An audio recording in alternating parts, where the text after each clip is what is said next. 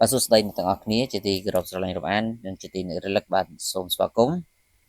មកកាន់វីដេអូតម្រូវឆ្នោតយួនបាទសម្រាប់ថ្ងៃទី19ខែ11ឆ្នាំ2025បាទចឹងសម្រាប់ថ្ងៃនេះផងដែរយើងក៏មានតម្រូវលេខសម្រាប់ជ័យជូនទៅកាន់បងប្អូនបាទដូចសពម្ដងហើយសម្រាប់បងប្អូនពុកម៉ែវិញដែលបានត្រូវឆ្នោតម្សិលមិញក៏សូមអរគុណដែលបានជួនជាសគុណបាទកាន់លើប្រូហើយសម្រាប់បងប្អូនពុកម៉ែវិញដែលចង់បានលេខល្អៗពីខ្ញុំបាទយកទៅលេងក៏កុំភ្លេចធ្វើការឆាតចូលពេកទាំងអស់គ្នាដើម្បីយកលេខទៅលេងលេខពិសេសបាទ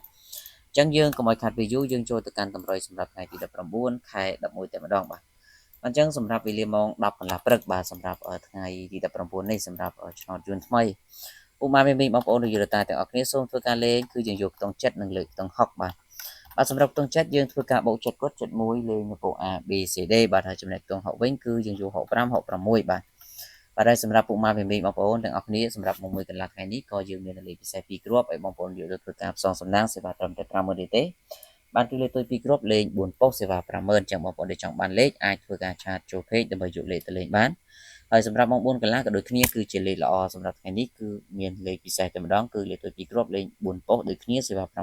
50000ចឹងបងប្អូនពុកម៉ែមីដែលចង់បានលេខក៏កុំភ្លេចធ្វើការឆាតចូលពេកដើម្បីយកលេខទៅលេងទាំងអស់គ្នាបាន